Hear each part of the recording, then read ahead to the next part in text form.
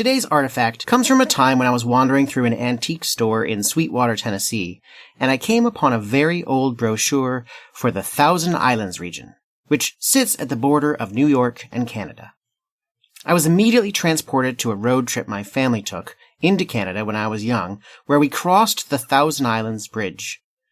I remember peering out my window over the St. Lawrence River at the hundreds of islands, wondering what mysteries and adventures they all held.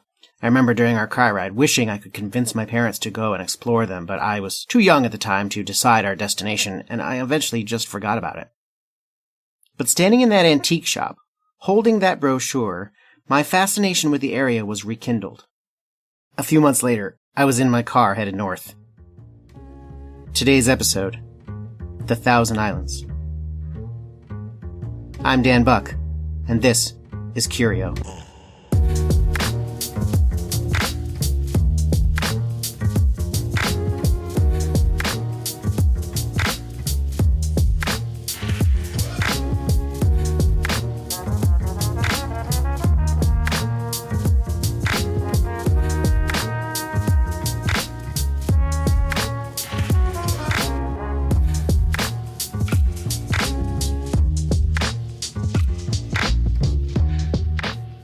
In the heyday of the mega salad bars of restaurant chains like Ponderosa, Ruby Tuesdays, and even Wendy's, Thousand Island dressing was a mainstay, next to the ranch and right before the bacon bits and croutons.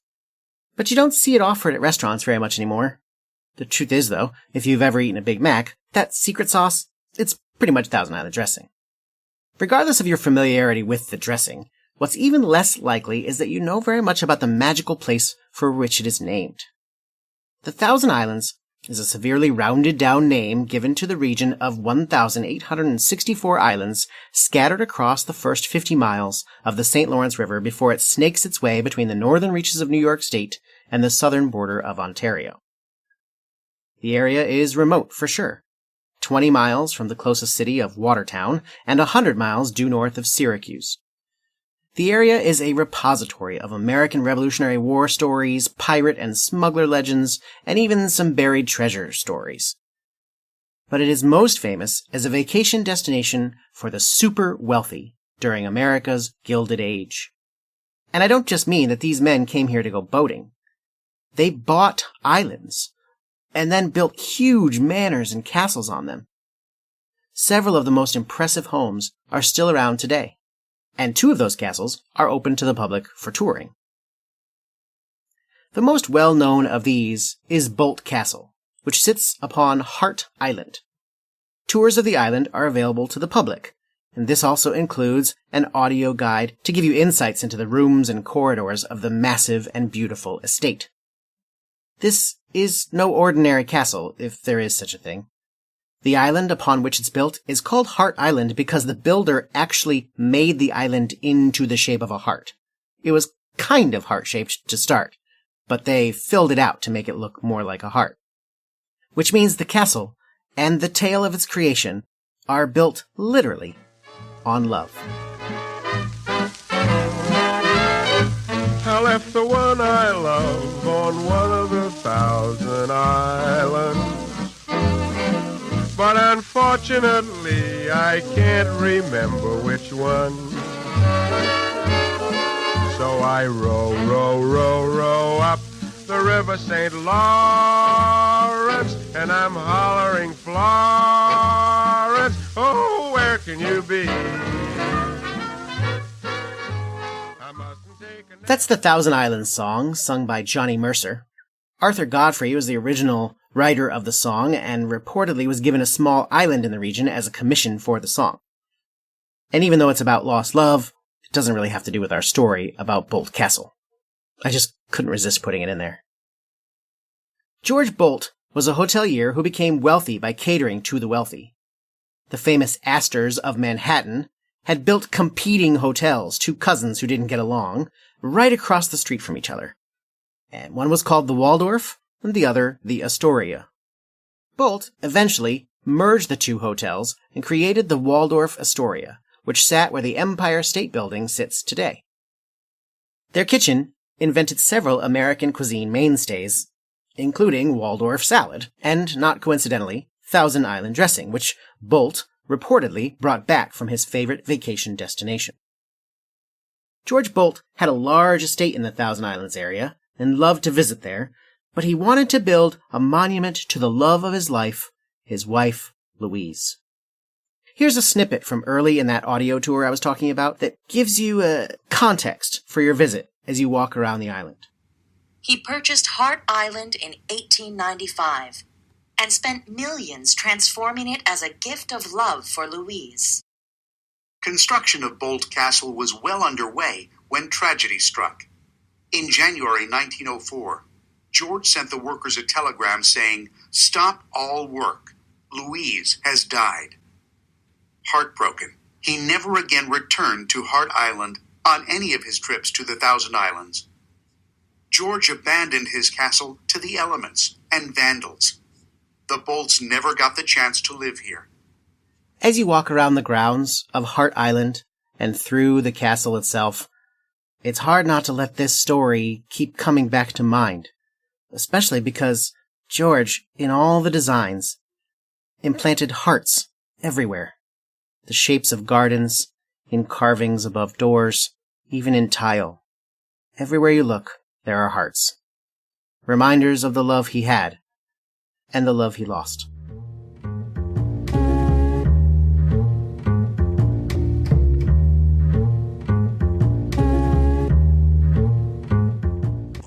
Hart Island is about 5 acres in size, which makes it one of the smaller islands in the archipelago. The largest, Wolf Island, is 30,000 acres, roughly twice the size of Manhattan. There are some islands just big enough for a house with absolutely no yard, unless you count the St. Lawrence River as their yard. Apparently, to be counted among the 1,864 islands of the Thousand Islands, an island must have at least 2 trees, and at least a portion of it must remain above water year-round. For the record, I've seen disputes about how many trees, 1 or 2, is required. Sitting at around the 50-acre mark is Deer Island, which is owned by the Russell Trust Association, which is in fact the business name of Yale's oldest secret society, the Skull and Bones. A skull above any other. A skull above any other. Well done, gentlemen. Congratulations. As chairman of the Order of Skulls, and on behalf of the council and the 322 alumni throughout the world, gentlemen, you are welcome. That's the voice of actor Craig T. Nelson in the film Skulls, a fictionalized account of the Skull and Bones secret society. The real group has rich and powerful members on its roster and is very guarded about its rituals and secret rules. More than a few conspiracy theorists have linked the organization to the Illuminati. In 2004, when John Kerry was running as the Democratic candidate for president, he was asked on the show Meet the Press by Tim Russert about his involvement with the group. And even with the highest office on the line, he wouldn't spill his guts about the group. You both were members of Skull and Bones, a secret society at Yale. What does that tell us? Not much, because it's a secret. Is there a secret handshake? Is there a secret code? I wish there were something secret I could manifest. 322, secret number? There are all kinds of secrets, Tim, but one thing is not a secret. I disagree with this president's direction that he's taking the country. We can do it. Interestingly, do you remember the "Don't Tase Me, Bro" guy from the internet? There was a campaign event where John Kerry was speaking, and a man from the audience asked a question, and he was surprisingly aggressively tackled by security and police in the room, and begged not to be tased, but was anyway. Do you know what question he was asking when that happened? He was asking about Skull and Bones. Hey, don't tase me, bro! Don't tase me! The actual goings-on of the group are rumored to be centered around the macabre, as their name implies. In fact, a very old rumor existed that some of the members of the group once defiled the grave of American Indian leader Geronimo and stole his skull. For decades, it was just the stuff of lore, and the organization ignored or rebuffed inquiries from historical societies, and even a very public plea from the Apache Nation in the 80s. But as recently as 2006, Yale Alumni Magazine published an article that displayed a private note written in 1918 from one senior bonesman to another. The following is from the article, written by Catherine Day Lasilla and Mark Alden Branch. A former senior editor of the Yale Alumni Magazine has now discovered the only known contemporary evidence, a reference in private correspondence from one senior bonesman to another. The letter was written on June 7th, 1918 by Winter Mead to F. Truby Davison. It announces that the remains dug up at Fort Sill, Oklahoma, by a group that included Charles C. Hafner, have been deposited in the Society's headquarters, also known as the Tomb. Of course, this letter that has been discovered recently is not irrefutable evidence that the group holds Geronimo's skull in its headquarters, but it is at least evidence that the story's origins, be they true or false, are now over 100 years old. This is not a story that just grew and got inflated after these guys graduated. It's been part of the group's lore since the beginning. Deer Island has served as a retreat spot of this organization for nearly as long, and it is certainly likely that rituals and secret meetings were part of the island's regular traffic. But because the organization is so secretive, very little is known about what specifically went on the island. Now, the half a dozen or so buildings that dot the island are in a state of disrepair, which some say indicates the weakening of the organization or the decreased role of the island in the group's activity. Yet Skull and Bones still retains the island, and people can be seen coming and going to this day. By the way, John Kerry, the Democratic senator and senior bonesman I mentioned earlier, of course, he lost that race for president to George W. Bush, who is in fact also a member of Skull and Bones. Come on, baby. Come on.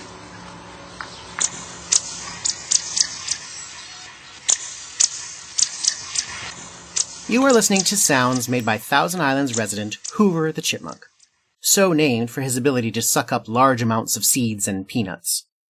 Robert and Patty Mondour, frequent summer residents of the Thousand Islands region, encountered Hoover every season they returned for a reported span of 8 years.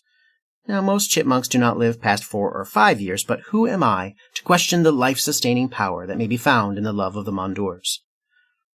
The Mondours were quite enamored with Hoover and his bold friendliness with humans.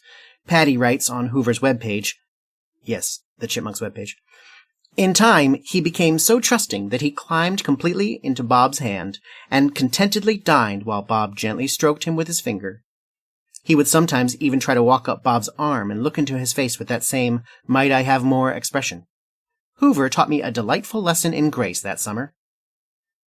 Patty was in fact so moved that she wrote a song for Hoover, and the Mondours made a music video featuring adorable footage of their little rodent friend.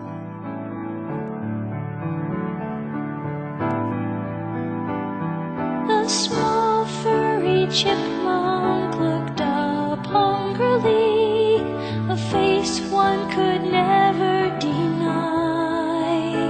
As he ate from my hand, I could start to understand how a loving father felt from on high. That video has been viewed nearly 135,000 times. In an interesting connection, Patty was invited to attend a small private church service that took place in one of the private island castles in the region.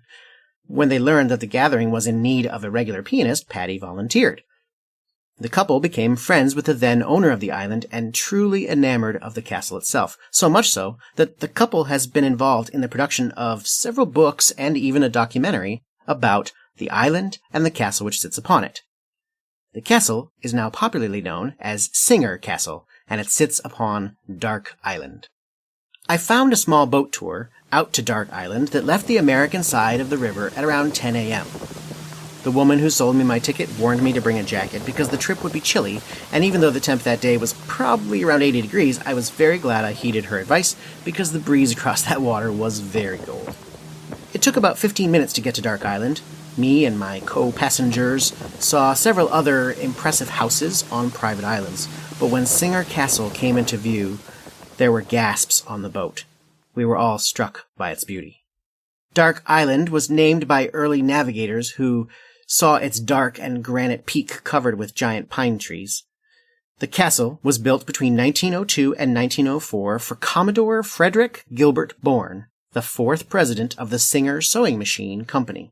He commissioned the renowned architect Ernest Flagg, who was famous for having just designed both the Singer and Chrysler buildings in New York City. Flagg had also just finished reading a book, Sir Walter Scott's Woodstock, which described a castle used as a hunting lodge for a king, and which therefore had hidden passageways and secret escape routes for the monarch. As a result, Singer Castle is inspired by this book, and it is a virtual Scooby-Doo episode filled with secret passageways and hidden doors.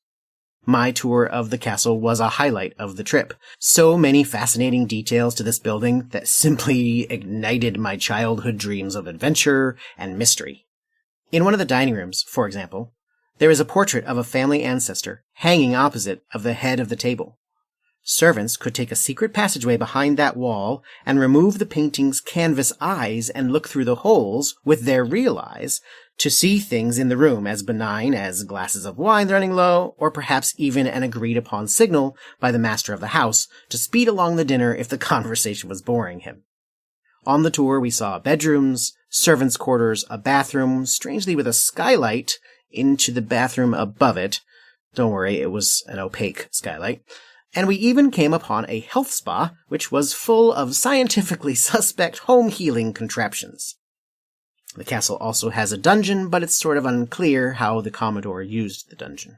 But my favorite room was the study.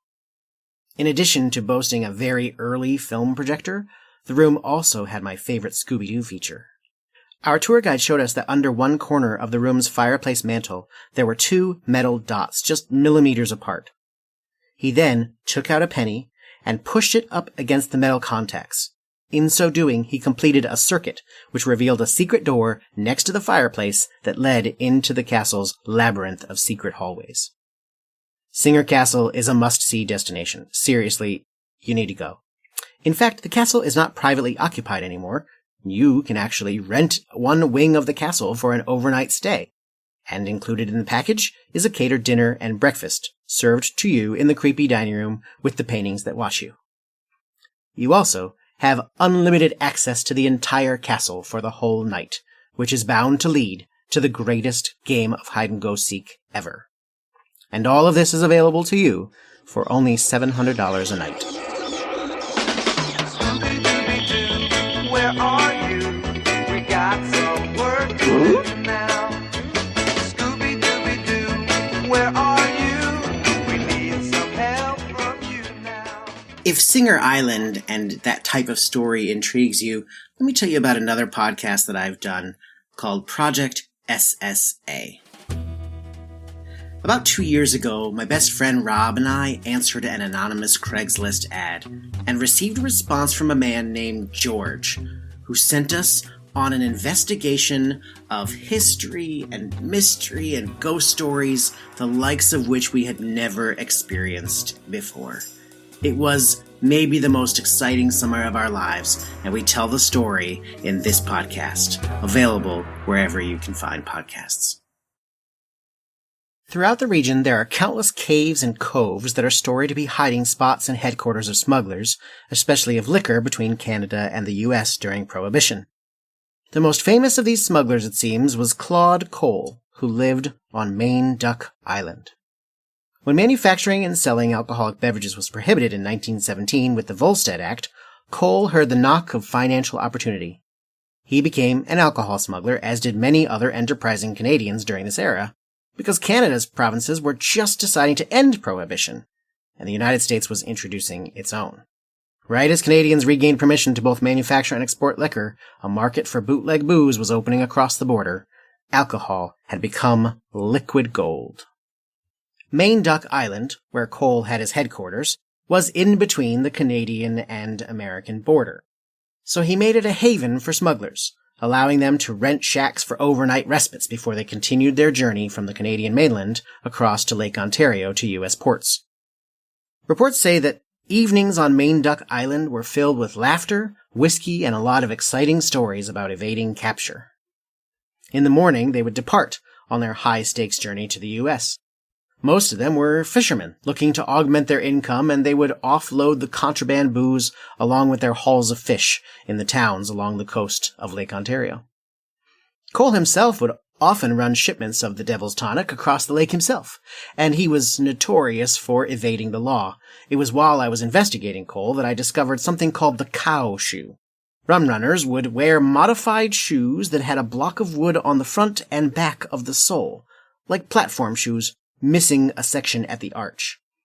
But they were designed to make law enforcement who saw the tracks left by the shoes believe that they were looking at the steps of cows and not of humans. Eventually, there was a raid on Main Duck Island, the first known liquor raid by law enforcement in the region. They searched Cole's house and found nothing. But when they broke into a secondary structure on the island, they found whiskey crates and cases of beers from floor to ceiling. Cole, in court, held that it was all for his personal consumption, and the judge ruled that he was not in violation of the law for owning a second dwelling or for using it to store liquor. Cole's reign as smuggler ended when Prohibition ended, and eventually he sold the island.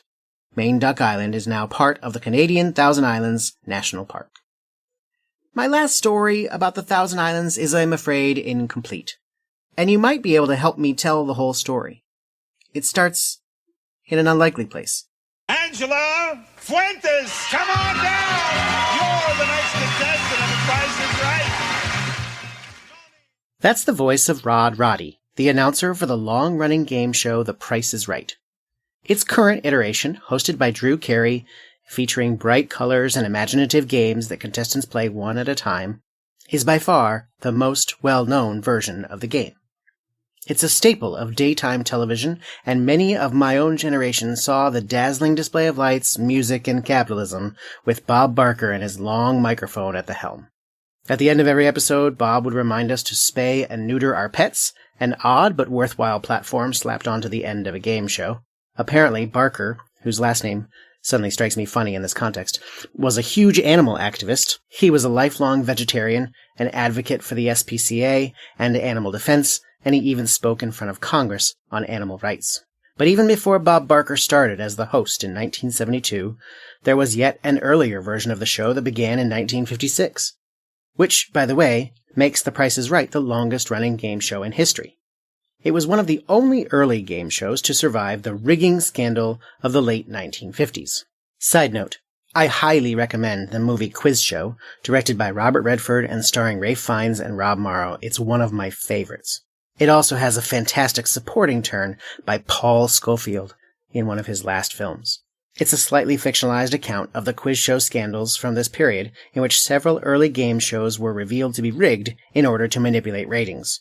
Most game shows didn't survive, but The Price is Right did. I should mention, The Price is Right from that era bears little resemblance to the show we know today. It was obviously filmed in black and white, and no contestants were summoned from the audience to "come on down." Instead, 4 contestants sat staid and formally dressed behind podiums as they made their guesses about the worth of consumer products and larger prizes. Don't get me wrong, though. The show was crazy in its own right. This was especially true when a contestant won a prize, and then a bell rang. Bill Cullen, the host at the time, would indicate that there was a bonus prize available when that bell rang. But winning these bonuses was sometimes quite an ordeal. The following is an excerpt from a book by Adam Neediff, who, I've discovered in my research, is clearly the preeminent game show historian. Neediff writes, "Sometimes the bonuses took days to complete. Contestants were given musical instruments, once a xylophone, another time a violin, and given 1 week's worth of lessons. They would then return and receive cash prizes based on how competently they played the new instrument. One contestant was given 5 homing pigeons and instructed to release them when she got home, with the promise that if any one of these pigeons returned to New York City, where the show was taped, she would receive a car. She won the car when a pigeon returned with only a few hours until her deadline. Another contestant was given a case of neckties and put on a plane to London immediately after the show to sell them on a street corner. The show's prizes were also pretty wild. For example, contestants had the chances to win a 1926 Rolls-Royce with chauffeur, a Ferris wheel, shares of NBC's corporate stock, a submarine, a mile of hot dogs along with buns and enough condiments. And they'd have several prizes that would go along as part of a package. So accompanying a color TV, a live peacock, a play on the NBC logo, to serve as a color guide for the television, no doubt. Accompanying a barbecue pit as a prize, they gave away a live Angus steer. Accompanying a prize package of items needed to throw a backyard party, big band legend Woody Herman and his orchestra were included. I doubt permanently. A bonus prize of a trip to Israel to appear as an extra in the 1960 film Exodus. And finally, and maybe you've guessed it by now, one time, the show gave away an island in the Thousand Islands, and it was reportedly called Price is Right Island. I need to tell you, I have done hours and hours of research about this island. In addition to scouring every article on the internet about this prize, poring through catalogs of all the island names, I have spoken with museum historians in the Thousand Islands region. I have worked with the editor of Thousand Islands Life magazine. I've contacted specific residents who live on various islands in the region. I've joined 3 different Facebook groups about the history of the area. I even contacted the game show historian guru himself, Adam Nedeff. And all of them can only get as far as I can get. They can confirm that it really happened, and there really was an island given away on the show, but no one knows where the island is now. No islands bear the name Price is Right Island, and I can find no record that one ever did. But I want to know where it is, and what happened. Winning your very own island is such a beautiful fantasy, but I'm worried that it wasn't all it was cracked up to be, that there were fees or complications with the taxes or something, and that the winner had to sell and move back to Weehawken, New Jersey, or someplace just as dismal. But I want to believe it worked. I want to believe that some guy stuck in an assembly line making toasters had his life transformed that day, that he's become an island man who wears deck shoes and sunglasses even inside the grocery store, and that his children and his children's children call him the captain. And so this is where I need your help. I need some sleuths, or some experts, or some locals who are in the know and who can give me that missing piece of info about the island. To that end, I have created a space for discussion about this story or any of the stories that you hear on Curio. I'm sure you've got feedback and ideas, want to share links, pictures, or stories of your own. Well, now you can do that. Go to the subreddit Curio W. Dan Buck, all one word, or click the link in the show notes of this episode. We'd love to hear from you. After our episode on animal graves, in which we discovered the truth about how many legs Boomer the dog actually had, I wrote to Atlas Obscura, an amazing website and publishing company that reports on interesting sites around the world, because they had gotten it wrong, and I wanted them to know. They responded, "Thank you so much for writing in with this. The Boomer Monument has been one of my favorite Atlas discoveries of all time, and I'm super excited that you're delving deeper into the story. You make a good point about his leg, and I've updated the title to be more accurate. Thanks for doing the noble work of spreading the story of Boomer. Eric Grundhauser, Programming Lead, AO Experiences." Thanks, Eric. And one final note. Earlier in the episode, I played a snippet of this song. I left the one I love on one of the 1,000 islands. But unfortunately, I can't remember which one. So I row up the River St. Lawrence, and I'm hollering, Florence, oh, where can you be? And I mentioned that there were reports that the writer of the song was given an island as payment for writing it. Well, just as I was finishing up this episode, I found a story about it published in Thousand Islands Life magazine. Indeed, Arthur Godfrey was given an island, and apparently he was there frequently enough that several locals recall their parents or their grandparents being friends with him. Godfrey's island is very close to Hart Island, in fact, and it's called, of course, Florence Island. Now I row up the River St. Lawrence, and I'm hollering, Florence, oh, where can you be?